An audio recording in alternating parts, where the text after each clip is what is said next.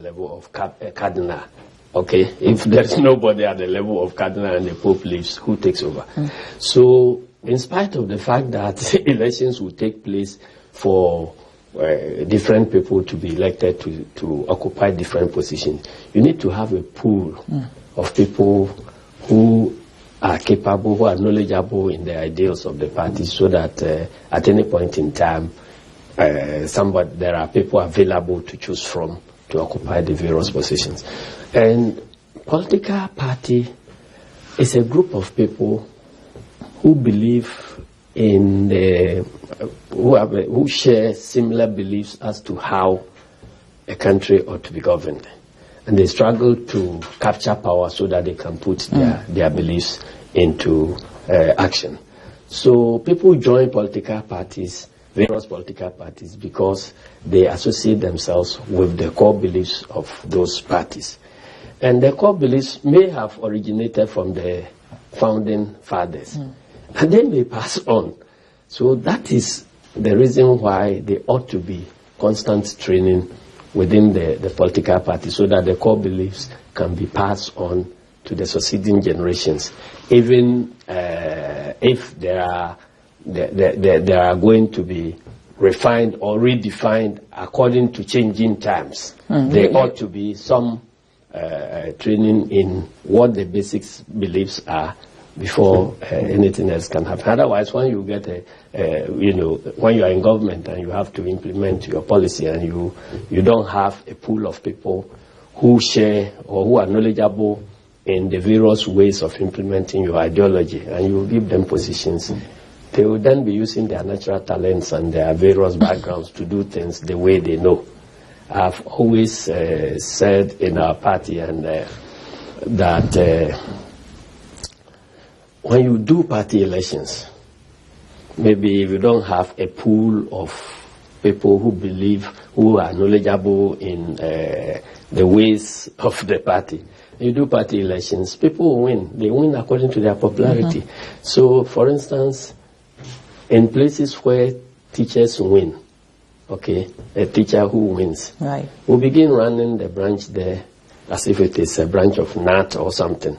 You can have a GPRTU person to win at some other place. He will also begin running the branch there as the way GPRTU runs. So there must be principles, and there must be ways of doing it. There must be core beliefs, and there must be, ways in which the party does its business. Johnson, you also mentioned it is from this that when you come to power, your policies flow.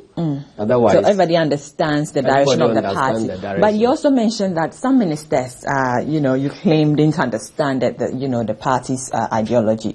I want to ask you, which were those ministers? I don't remember making a categorical statement like that. What I said, though, was that if you don't have a way of training your people, you could have ministers from various backgrounds who may not understand what social democracy is. So if they come to be occupying certain positions, then they will be running the offices the way they know, which may be contradictory to the core beliefs of social democracy. But if you have a party school and you have constant training and so on, so before somebody becomes a member of parliament, before somebody becomes a minister of state, they understand, they share the belief of social democrats as far as how education, for instance, should be organized.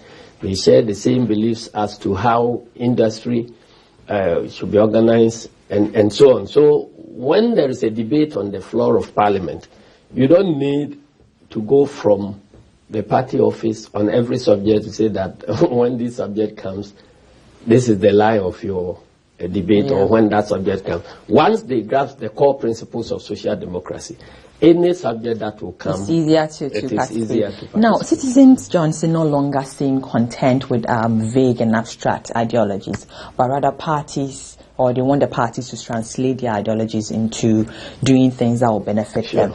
However, the majority of the Ghanaian populace also would want to understand apart from what your party says, the populace also want to understand the bidding of the party in general.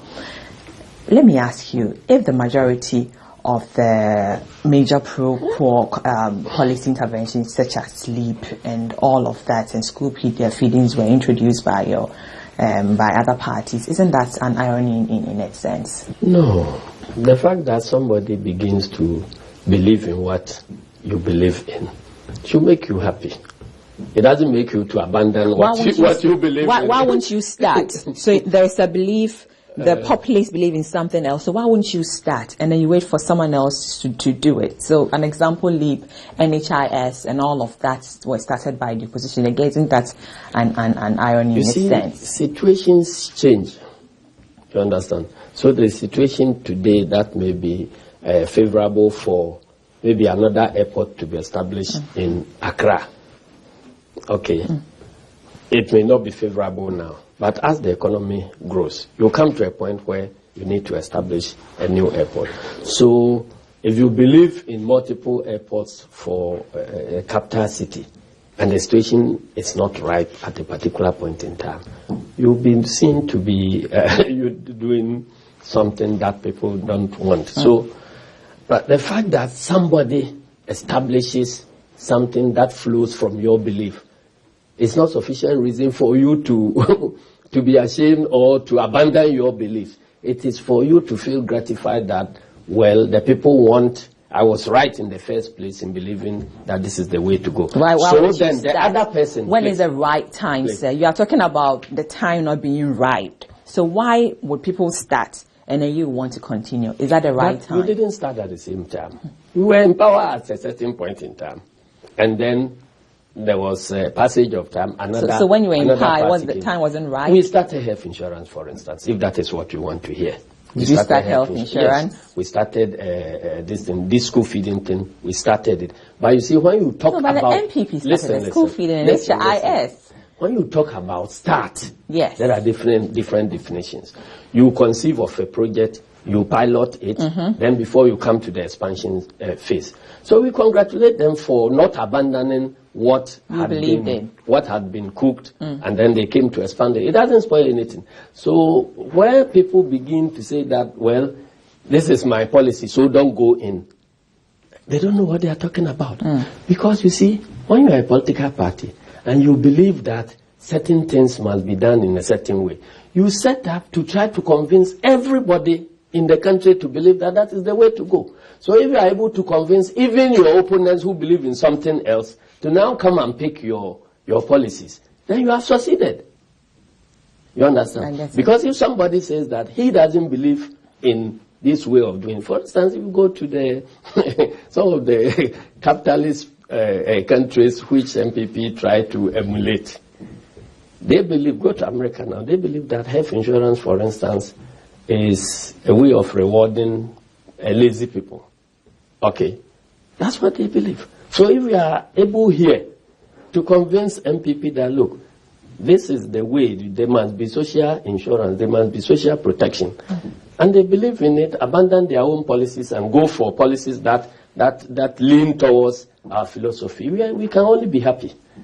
And that should not be the reason why when you come to power and you want to continue and expand, somebody says, but that is our policy. Who said that is your policy? Where did you take it from? We'll be right back. When did it become your policy?